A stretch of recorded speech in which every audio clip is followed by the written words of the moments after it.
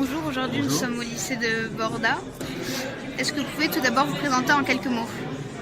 Je m'appelle Thierry Terret, je suis ancien recteur et désormais délégué ministériel aux Jeux Olympiques, à la fois pour Jean-Michel Blanquer, le ministre de l'Éducation nationale et de la jeunesse, et Frédérique Vidal, la ministre de l'Enseignement supérieur, de la Recherche et de l'Innovation. Et à ce titre, j'essaye de valoriser la perspective d'organiser les Jeux Olympiques et les Jeux Paralympiques en 2024 de l'école à l'université, en s'interrogeant sur ce qui restera après 2024. En quoi l'investissement du plus grand nombre à l'UNSS qui accompagne les jeunes de la 6e jusqu'à la terminale est-il un plus pour la dynamique olympique?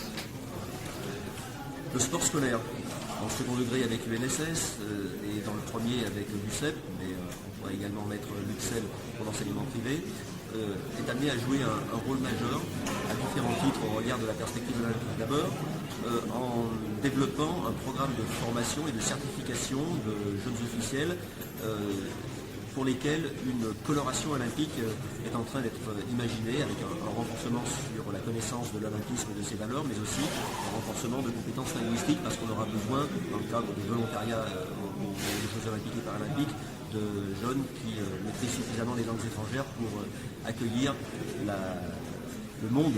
On compte sans doute 2 millions de personnes qui viendront en juillet et en août 2024. Donc l'UNSS a un rôle majeur pour lancer, déployer ce programme de formation, mais plus généralement pour qu'à travers ces actions au quotidien, c'est mercredi après-midi, eh bien, la perspective olympique constitue un plus de motivation pour organiser des événements particuliers, pour qu'il y ait une sorte de fierté aussi d'accueillir le monde en une occasion particulière.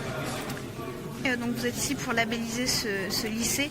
Donc quel est l'objectif principal que vous attendez en labellisant les établissements? Le label, c'est un outil. Un outil pour quoi faire?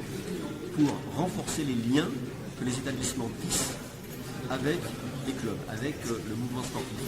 Tisser des liens entre l'école et le club, ça sert à quoi? Ça sert à avoir un peu plus de garantie que les élèves, non seulement vont pratiquer dans le sport scolaire le mercredi après-midi, mais aussi en club. Parce qu'on sait que l'engagement dans un club, c'est un gage, une garantie de pratiquer plus longtemps en étant encadré dans de bonnes conditions. Et c'est un des paris des Jeux Olympiques, c'est qu'il y ait davantage de sport en France, que la société française devienne une société sportive. Ça commence à l'école et c'est tout le défi qui est le nôtre. Les Jeux Olympiques, pour vous, ça représente quoi?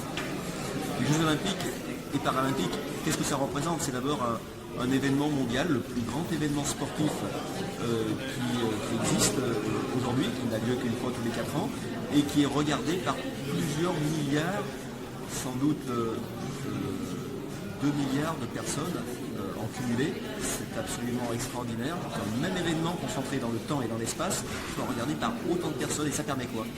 Au-delà des performances qui sont exceptionnelles, ça permet de porter des messages de paix, des messages d'amitié, des messages de respect, donc des valeurs qui font écho à ce qu'on essaie de développer dans l'école. Et à ce titre, on est obligé d'utiliser les Jeux Olympiques parce que c'est un vecteur formidable pour renforcer tout ce qu'on essaie de faire dans l'éducation, dans le système scolaire français. Et pour terminer, vous venez de parler de valeurs, mais pour vous, quelles sont les valeurs que vous aimeriez mettre en avant pour les JO de Paris 2024? Alors, il y a évidemment les 3 valeurs olympiques qui sont présentées en tant que telles par le Comité international olympique, l'amitié, le respect, la performance.